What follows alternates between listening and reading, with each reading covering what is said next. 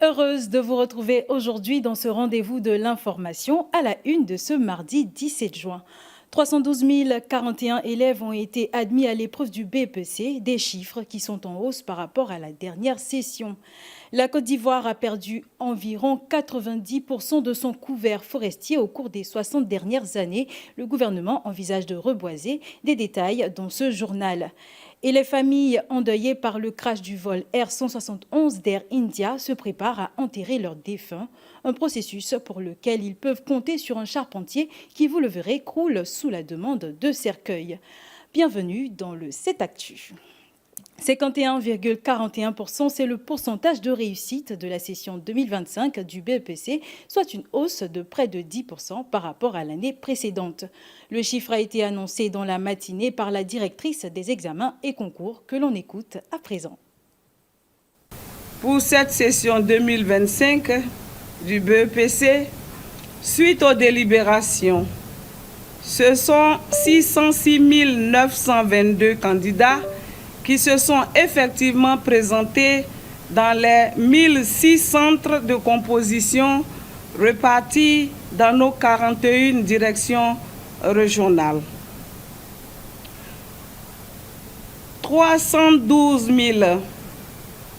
041 ont été déclarés admis, soit un taux de réussite de 51,41% contre 40,18% en 2024. Le taux national de réussite connaît donc une avancée notable de 11,23 points. Je dis bien plus 11,23. Intéressons-nous à présent à l'actualité diplomatique. Abidjan accueille une visite de haut niveau en provenance de la Guinée. Le président de la transition guinéenne, le général Mamadi Doumbouya, est en visite d'amitié et de travail à Abidjan depuis ce mardi à midi. À son arrivée, il a été accueilli par le président ivoirien Alassane Ouattara. Cette visite s'inscrit dans le cadre du renforcement des relations bilatérales entre la Côte d'Ivoire et la Guinée, deux pays voisins aux liens historiques et économiques étroits. Au programme, des échanges portant sur la coopération sécuritaire, les questions de libre circulation et le développement des échanges commerciaux. Cette rencontre devrait également permettre d'évoquer la situation politique dans la sous-région ouest-africaine marquée par les transitions en cours. C'est la première visite officielle du général Doumbouya en Côte d'Ivoire depuis son arrivée au pouvoir en 2021. Après la visite du président guinéen, cap maintenant sur la délégation de la mairie de Paris, conduite par Anne Hidalgo en déplacement officiel dans la capitale économique ivoirienne. Elle aussi est en visite officielle à Abidjan. Sa délégation a partagé un déjeuner croisière avec le Premier ministre ivoirien Robert Begré-Mambé. Objectif, amorcer un dialogue autour de la dépollution de la lagune, symbole fort de la capitale économique. Le compte-rendu de Drissa Diané, commenté par Déborah Boni. Un déjeuner sur l'eau pour imaginer ensemble un avenir plus propre. Sur la lagune ébriée, le maire de Paris et le Premier ministre ivoirien ont partagé un moment de dialogue constructif. À bord, diagnostic, constat et pistes de réflexion pour redonner vie à cette étendue d'eau longtemps considérée comme la perle des lagunes, aujourd'hui étouffée par la pollution. D'abord, il y a un diagnostic qui est posé. Le diagnostic est très clair sur les problèmes, les difficultés liées aux pollutions, la nature des pollutions, mais aussi vers quoi veulent aller les autorités qui sont investies sur cette lagune. Donc le diagnostic est très clair et quand on a le diagnostic, eh bien, on va assez facilement vers les solutions. Et donc je pense que dans les pistes de travail sur lesquelles, y compris, nous allons être un maillon de cela, ça va être sous l'autorité évidemment du président de la République et du Premier ministre et du maire d'Abidjan, mais je crois qu'il y a beaucoup de partenaires qui peuvent se retrouver autour de cette belle idée. Les discussions ont permis de poser les bases d'un partenariat technique et institutionnel. Parmi les pistes envisagées, la mise en place de projets de transport lagunaire, d'espaces récréatifs, mais surtout la dépollution progressive de la lagune, aujourd'hui saturée de déchets domestiques et industriels. Le gouvernement ivoirien veut agir avec l'appui de partenaires techniques tels que Paris pour rendre à la lagune son rôle écologique et urbain. En posant les diagnostics, c'est dans une perspective donnée, c'est de permettre à Abidjan de retrouver la clarté de son appellation, Abidjan, perle des lagunes. Et c'est ça l'ambition du président de la République. Après que nous ayons posé les diagnostics, nous avons les segments sur lesquels nous devons travailler. On va établir des timings, segment par segment, se fixer des objectifs et engager nos actions, mais en partenariat avec Paris et d'autres villes que Paris va capter pour nous, de sorte à ce qu'on réunisse le maximum de chances pour réussir cette belle mission de donner à Abidjan son vrai qualificatif, la perle des lagunes. Ce déjeuner croisière n'a pas encore donné naissance à des projets concrets, mais il marque le début d'un dialogue ambitieux entre Abidjan et Paris.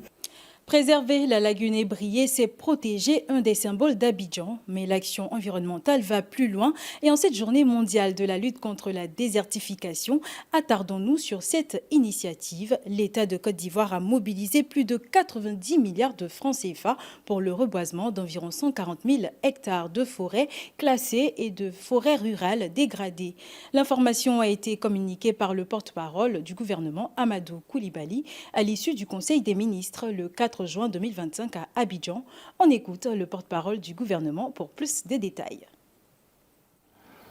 Le troisième décret adopté par le Conseil est relatif à la ratification du contrat de financement d'un montant total de 150 millions d'euros, soit un peu plus de 98 milliards de nos francs, conclu le 11 novembre 2024 entre la Banque européenne d'investissement BEI et la République de Côte d'Ivoire pour le financement du programme de restauration durable des forêts.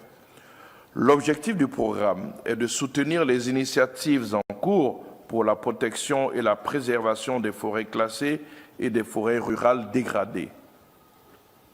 Le financement objet de l'accord servira plus précisément au reboisement d'environ 140 000 hectares de forêts classées et de forêts rurales.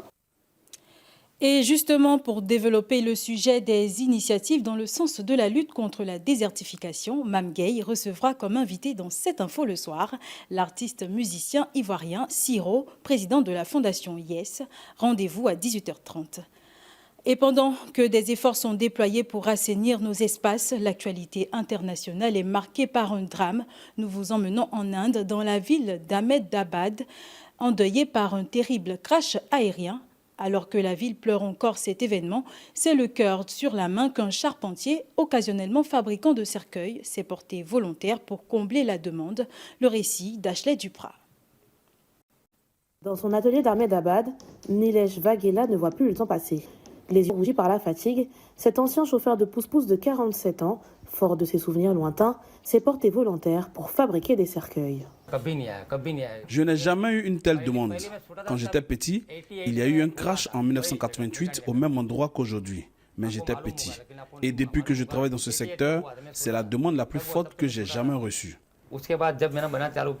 Devenu un héros malgré lui, celui qui fabriquait des cercueils de manière occasionnelle lutte aujourd'hui contre la montre, mais ne décolère pas pour autant.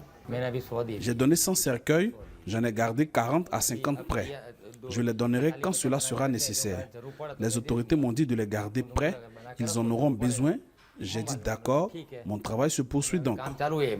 Le dernier bilan du crash du vol 171 d'Air India fait état de 279 morts et un seul survivant. C'est tout pour cette édition. Merci de l'avoir suivi. À très bientôt. L'information continue sur cette info et sur cetteinfo.ci.